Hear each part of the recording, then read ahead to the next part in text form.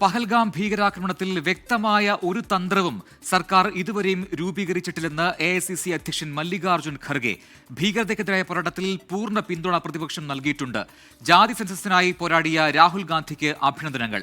RSSന്റെ ചിന്താഗതി കാരണമാണ് സെൻസസ് നീണ്ടുപോകാൻ കാരണമെന്നും മല്ലികാർജ്ജുൻ ഖർഗെ പറഞ്ഞു.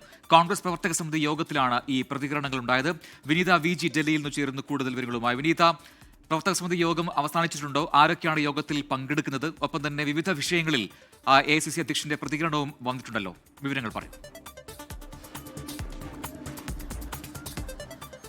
പ്രസിഡന്റ് യോഗം ഇപ്പോഴും പുരോഗമിക്കുകയാണ്. മല്ലികാർജ്ജുൻ ഖാർഗെയുടെ അധ്യക്ഷതയിലാണ് യോഗം ചേരുന്നത്. രാഹുൽ ഗാന്ധി ഉൾപ്പെടെയുള്ളവർ യോഗത്തിൽ പങ്കെടുക്കുന്നുണ്ട്. KC വേണുഗോപാൽ യോഗത്തിൽ പങ്കെടുക്കുന്നുണ്ട്. ഒപ്പം തന്നെ നേരത്തെ സൂചിപ്പിച്ചതുപോലെ ഈ യോഗത്തിലെ ആമുഖ പ്രസംഗത്തിലാണ് ഇത്തരമൊരു പരാമർശം AICC അധ്യക്ഷൻ നടത്തിയിരിക്കുന്നത്. ഈ പഹൽഗാം ഭീകരാക്രമണത്തിൽ വ്യക്തമായ ഒരു തന്ത്രവും സർക്കാർ ഇതുവരെ രൂപീകരിച്ചിട്ടില്ലെന്ന് മല്ലികാർജ്ജുൻ ഖാർഗെ ആരോപിച്ചിട്ടുണ്ട് പ്രസംഗത്തിൽ. ഒപ്പം തന്നെ ഭീകരക്കെതിരായ പോരാട്ടത്തിൽ പൂർണ്ണ പിന്തുണ പ്രതിപക്ഷം ഇതിനോടകം തന്നെ നൽകിയിട്ടുണ്ട്. സർവകക്ഷി യോഗത്തിലേക്കടക്കം അക്കാര്യം വ്യക്തമാക്കിയത്.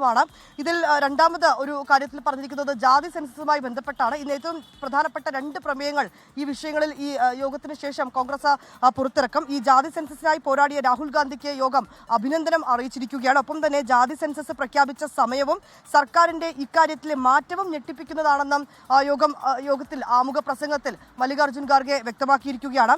RSSന്റെ ചിന്താഗതി കാരണമാണ് ഈ സെൻസസ് നീണ്ടുപോകാൻ കാരണമെന്ന് കൂടി അദ്ദേഹം പറഞ്ഞിട്ടുണ്ട്.